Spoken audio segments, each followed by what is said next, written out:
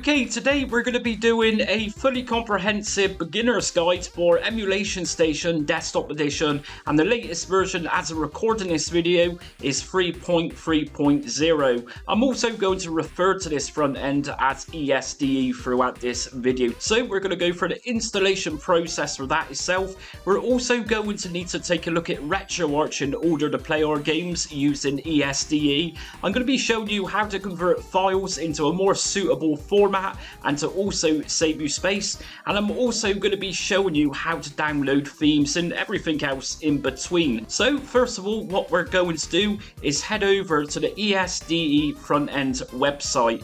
Now what we're going to do is just go to the download tab at the top just there, and we're going to actually download the Windows portable version. So download this one. The next thing we're going to need to do then is download RETROARCH. Now once you arrive on the RETROARCH website, just make sure you hit the download tab. If you scroll downwards, I'm going to recommend downloading the 64-bit version just here. Make sure it's the download 64-bit. This is a portable version of RETROARCH. Next thing we're going to want to do is scrape artwork and also download some preview videos once we're in EmulationStation. So what we're going to do is head over to Screen Scraper. This is absolutely free. Just sign up, and this means you can then download artwork in preview videos and just give your front end a really nice glossy look. Next thing we're going to want to do is download CHD Man, and this is a very cool program that I always recommend in my videos in order to convert your queue and bin files to one single file, which is also going to save you some space. So what we're going to do is head over back to the desktop, and I've already got the ESDE front end just here downloaded. Once you've downloaded this zip folder, all you need to do with this is just extract the folder inside. So I'm going to extract this onto my desktop just here. Okay, that's fully extracted, so we can now delete the zip folder. Just delete that one. And what we're going to do next is go into that folder we've just extracted, and here's what we got inside. So first of all, we're going to open up the emulators folder. You're going to find absolutely nothing in here, and this is why I suggest downloading RETROARCH to use in combination with ESDE. What we're going to do is just drag and drop the RETROARCH folder, Win64, inside of that ESDE emulators folder.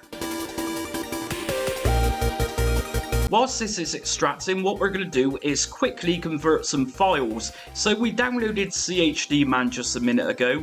So what we've got just here is a 3.0 folder. Inside of here, I've got a couple more games. So we got Gex and we also got Killing Time. If I go into Gex, we got the queue, and we also got a bin file, which we're going to convert in a minute. If I go inside of Killing Time, we've got the same here. So what we're going to do to start using CHD Man is simply extract both of these zip folders containing the bin and queues. And Gex has now been extracted, so I'm going to delete the zip folder, and I'm also going to extract the second game, which is Killing Time. So I'm using WinRAR to do this. As you can see, you can use 7-zip or whatever extraction tool you've got is likely going to work doing this. Okay, so we can now delete the zip folder for Killing Time. And we've also got RETROARCH, which has now been extracted into the ESDE emulators folder. So we're going to delete the zip folder for RETROARCH and just make sure that's actually been extracted into the ESDE folder. Here's emulators, here's RETROARCH, and that looks pretty good to me. So what we're going to do for now is just continue using the CHD tool. So we're going to go and open the chdman.zip. And what I'm going to do just here is just drag and drop chdman.exe and the file below it, which is Q to GDI to ISO to CHDBAT. If I drag and drop both of these into that 3.0 folder, what I'm going to do next is double left click on the .bat file just here, and this is going to automatically convert those games into CHD. So we're going to go to Run. And we're going to wait for this to start doing this thing. If we look in the background of the terminal, which is just opened, we can already see just here that we've got a couple of extra files. So we're going to wait for this one to do its magic. Whilst we're waiting for this, we're going to go into the ESDE folder. We've actually got no shortcut on the desktop for this program. What I'm going to do is go to the es-de.exe file, right click on it. I'm going to go to show more options and I'm going to go to send to desktop create shortcut. And here we go. We can now open up this program very easily now. Okay, so those CHD files have finished converting. If we go into the 3.0 folder, we're going to find the CHD files just here. And the program's worked its magic. So what we're going to do is just delete the Q and the bin files that we no longer need. I'm also going to now delete CHD man, so we're just left with those two games. So what we're going to do next then, and seeming this is an absolute beginner's comprehensive setup guide, I'm going to show you how to connect a Bluetooth controller before we actually open up ESDE. So I'm using an Xbox controller for this, a Series X or S controller. They work perfectly with this. What we're going to do then is just go to the search bar and type in Bluetooth. Bluetooth and other device settings. If we open this one up, what we're going to do from here is go to connect a new device, add device, Bluetooth, and just make sure you've got your finger on the pairing button and you should see your controller pop up. Xbox wireless controller, just left click and that's done. So just click on done and now you've got a working Bluetooth Xbox controller with Windows 11. Mind-blowing stuff. Okay, next thing we're going to want to do then is actually open up ESDE. And this is what you're going to see. We've actually added no games to it, and we need to do this by putting games into the location which is telling us at the bottom. So we're going to go into the ESDE folder and into the ROMs folder. So what I'm going to do is just use my D-pad on my controller to go over to quit and press the A button. So we're going to go into the ESDE folder and we're going to go into the ROMs folder, not the ROMs_all, the ROMs folder. And in here you're going to find lots of different system names. What we're going to do is firstly look for an easy system to add, and that's the Nintendo Entertainment System or NES or NES. If we open this one up, in each one of these folders you're going to find system info. If I open this up with Notepad, it's going to tell us just here on each system which file extensions are supported. So this particular system is going to be supported by most things. .zips, .nes or .nes, .fds, which is obviously the Famicom disk system. It's also going to give us some information below of which RETROARCH cores are going to be supported within ESDE. So what we're going to do is close this down and just make a mental note of Nestopia. So if we close down, what we're going to do first of all is just drag and drop some Nintendo NES games inside of that NES folder. So I've got a few just here, and as we can see these are in .NES file extension. So I'm going to delete that NES folder on my desktop which contain those games. What we're going to want to do next is just come out of the ROMs folder into the emulators folder and into the RETROARCH folder. From here we're going to scroll down and open up RETROARCH, retroarch.exe. It's going to open up in a window mode, so what I'm going to do is just change this. So once we open it, it's going to present us with a full screen. If I use my D-pad and go over down to settings, across over to user interface and down one to video, press the A button. Down to full screen mode by pressing the D-pad and the A button to open this. A button on start in full screen. And there we go. So if I press the B button to come out of here, what I'm going to do next is just head up to main menu. And if I go upwards, online updater, press A to select this, core downloader, and everything you see here is all of your RETROARCH cores or micro emulators, I sometimes refer to them as. Here's the Nintendo section. We got Nestopia just here, and this is of course what that notepad document just told us, that it actually supports Nestopia. If I press A on my controller, the core has now been installed. We've also got a fancy little hashtag in green up here. If I press B to come out and B again, I'm going to go down to configuration file, save new configuration by pressing A, B to come out, and we're going to go down to quit. Okay, so we've now got the NES ROMs in place, and we've also just downloaded the RETROARCH core. If we go into ESDE, open this up, and here we go. We've now got Nintendo Entertainment System. If I press A to go in, here's my 3 games. Now what I'm going to need to do from here is actually connect these to run with that RETROARCH core. If I press the start button on my controller, that's going to bring up main menu. From here, I'm going to go down to other settings. Press A, alternative emulators. I'm going to press A on NES. From here, I'm going to scroll down twice to NEStopia. If I press A, and I go back, and press B to come out, and again, I'm going to try and open up one of these games. Press A.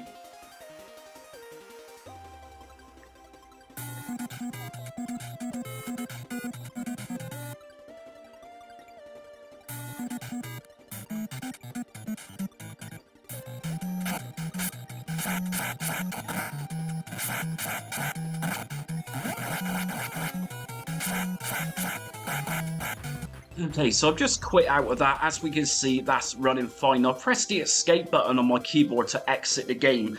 And if I press B to come out. Now, if you remember at the start of the video, I was talking about Screen Scraper. What we need to do is open up the main menu and we need to input our user ID and password into Scraper.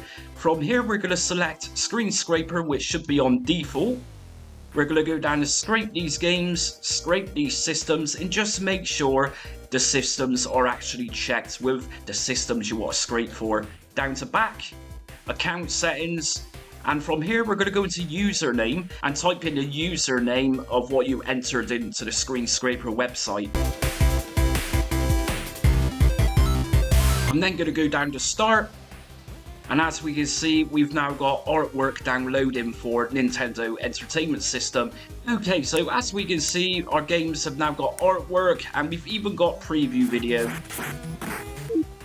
Okay, so the next thing we're going to do then is actually take a look at downloading some new themes. And then we're going to go on to some more complex systems which require BIOS files. So first of all, before we do that, we're going to funk up how ESDE looks. Again, by pressing the start button, we're going to go down to UI settings, theme downloader, pressing A, and proceed by pressing A, and this is going to generate us a theme list. And here we go. So this is constantly being added to every update this system gets. So we're going to download something like CoinUps for now. Just press A to download. Okay, as we can see, that's now been installed, so we need to apply this. If I press the B button to come out, I'm going to drop down one to theme, and from here we're going to find those themes that we just downloaded within this folder. Here's CoinUps. I'm going to press A to apply this theme, and press B to come out. And here we go. So for now, we've only, of course, got Nintendo Entertainment System, and this is actually gave us a bit of a CoinUps look about it. Okay, so we're going to exit out of ESDE just for now. Okay, when it comes to systems that require BIOS, and of course we're using RETROARCH for this, I recommend searching for RETROARCH in a particular system. So of course, we're looking for the Sega Mega CD in this case. And you can find this, like I say, just by doing a quick Google search. So it's going to tell us just here which BIOS files we need for the Sega Mega CD. So take a note of that. So what we're going to do now that we know which BIOS files we need for Sega Mega CD is just head over to the ESDE Emulators RETROARCH folder. From here, we're going to go to the System folder, and this is where those Sega CD files, those BIOS files, are going to live. So I'm going to drag and drop my BIOS files into that System folder. And I've also, of course, got the Panasonic 3.0. So what I'm going to do is just make sure I'm within that System folder again. We're going to drag and drop the BIOS files inside of that folder too. Now, depending on the system that you want to run, which requires BIOS files, some systems might require just a few, whereas other systems might require many. So we've got those BIOS files in place now. What we're going to do next within the ESDE folder is just go into the ROMs folder again. And from here, the first one we're going to see is 3.0. System info, and it's of course going to tell us just here the supported file extensions. So I've actually converted those files into CHD, for which this actually supports. It's also going to tell us just here that there's actually a RETROARCH core known as Opera, which is going to support this. So first of all, let's just drag and drop those 3DO games, Gex and Killing Time, inside of that ROMs 3DO folder. And what we're going to do next, of course, is actually download the core for this. So we're going to go to Emulators, RETROARCH, and we're going to scroll down and open up RETROARCH again. So we're back in RETROARCH, and what we're going to do next then is actually download that core for 3DO, which is of course known as Opera. Down to Online Updater, press A to select this one, Core Downloader, and what I'm going to do is use the RB bumper on my Xbox controller to speed up going downwards. And here we go, the 3DO company, 3DO Opera. So of course press the A button to install this. If we come back out and out again, just make sure to go to configuration file every time you do something in RETROARCH. Just go to save current configuration, and we're going to go to quit. And if we open up ESDE once again,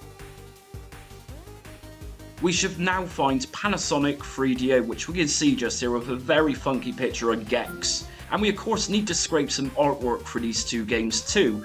So we're going to go to main menu, scraper, scrape these systems, and I'm going to select 3DO. We don't need a Nintendo because I've already scraped those. If I go to back and then simply down to start,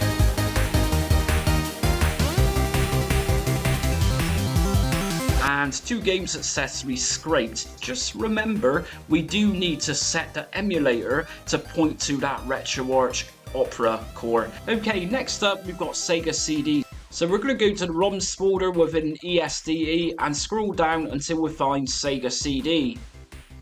And I'm going to drag and drop both of my Sega CD.chd files inside. If I open up system menu, I know for a fact that I can use CHD here, and we're also going to need to download a core for this, which is Genesis plus GX Libretto. So at this point you should be getting very familiar with what we're doing here. We're going to go to Emulators, RETROARCH, and we're going to open up RETROARCH. From here, we're of course going to need to go down to Online Updater, Core Downloader, and we're going to scroll to find Sega.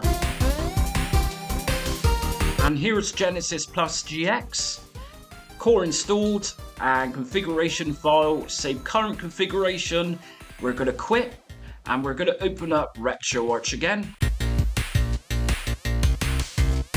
We've now got Sega CD to add to the collection. If I go inside of here, I'm going to need to connect Sega CD with RETROARCH by pressing main menu, other settings, alternative emulators, Sega CD, and it's actually defaulted this for me. So if I open up one of my games, but let's just scrape some artwork for these Sega CD games first. Scraper, scrape these settings, and I'm going to select Sega CD. If I go down to back and down to start,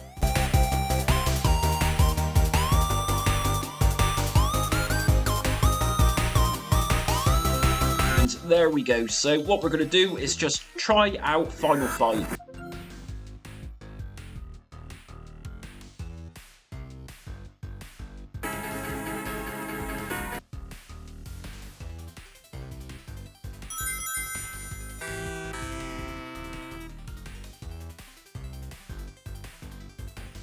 Okay, once we're inside of a game using RETROARCH, we can actually access the RETROARCH quick menu, which you can see just here. And what I've done is just scroll down to go to save states. Now, if like me, you're using a laptop and your F1 button acts as a volume button, then you can actually access this by pressing the FN and F1 key together. If you've got a normal keyboard, then just press the F1 button. From here, we can actually have up to 1,000 saves per game. So I'm going to save the state from here.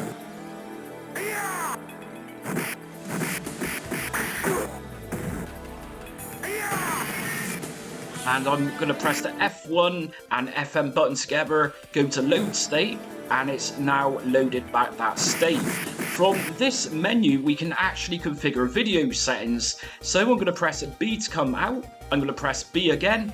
If I go down to Online Updater, I'm going to go down and scroll to Update Slang Shaders, and I'm going to wait for this to extract. And if I then press B to come out, and go upwards to quick menu. I'm going to scroll down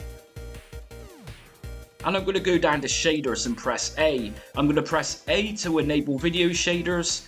I'm going to drop down to load preset, and from here I'm going to go down to shader slang, and we got many different folders just here. I'm going to go down to CRT and select a shader to use. So I'm going to select something random here. We're going to go for this one. If I press A,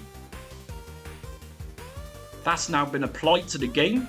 I'm going to go down to apply changes, and if I press B to come out and B again, quick menu and resume.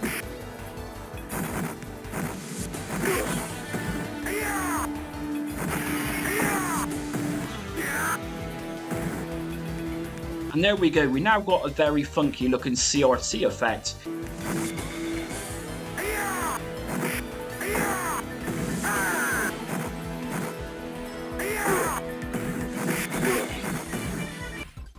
I can also go back into Nintendo Entertainment System, for example, and I can actually apply the same shader settings to this too. So if we open up one of my NES games again,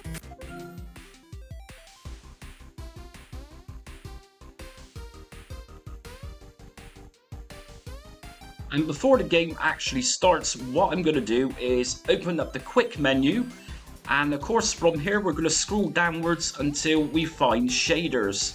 Shaders is already on, load preset, shader slang, and I'm going to use CRT again for this. This time I'm going to try one tap. If I press A and go down to apply changes, if I press B to come out, quick menu and resume.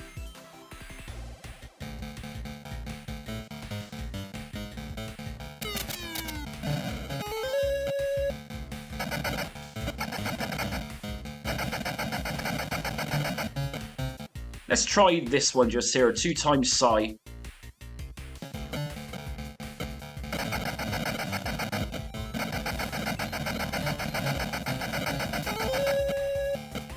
So of course the possibilities are absolutely endless with those shaders that you use. Now we can actually mess around with the video settings within RETROARCH. Again, from the RETROARCH quick menu, drop down to settings, video, scaling, and from here we can go down to aspect ratio and we can change this to a different ratio. So for example, if I was to use full, as we can see in the background now, we've now got a full screen at the compromise of losing quality with the picture, of course.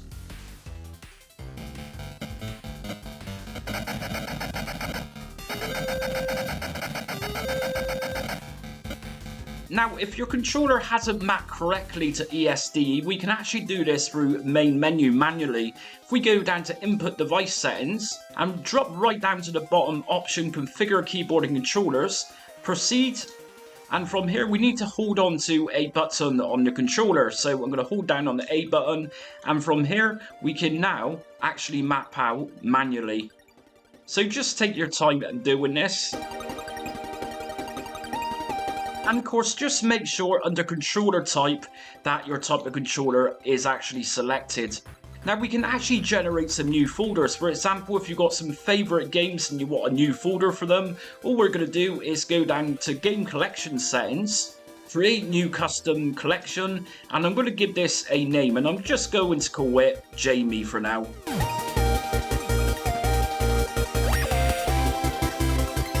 That's now generated a folder called collections. And what we can actually do is press the Y button, or in my case the Y button on my controller. And as you can see at the top, it just says added to Jamie. Now if I go into that collections folder, and here we go. And I can do this with Panasonic 3DO. And I'm going to also throw in one of my Sega CD games into that collections Jamie folder.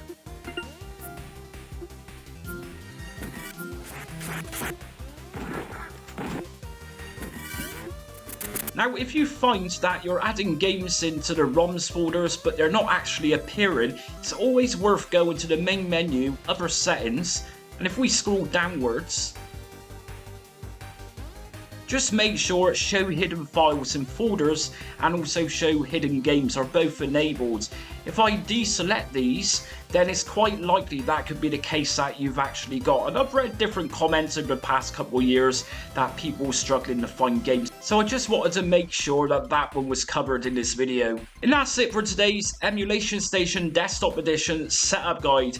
So just want to quickly get this out there. People asked me after yesterday's RETROARCH video, which is the best front end. Well, in all honesty, RETROARCH has been around a lot longer than ESDE, and RETROARCH does support particular systems which ESDE doesn't as of yet, such as TechnoParrot, whereas RETROARCH does support systems such as TechnoParrot. So really you need to weigh up the pros and cons of both of these. Both are equally as capable of others, and some's got their strengths and weaknesses. Anyways, if you liked today's video, hit notifications, subscribe and like so you don't miss upcoming retro emulation content, as well as retro gaming videos I upload. Anyways, again, thanks for watching, and until next time, stay retro.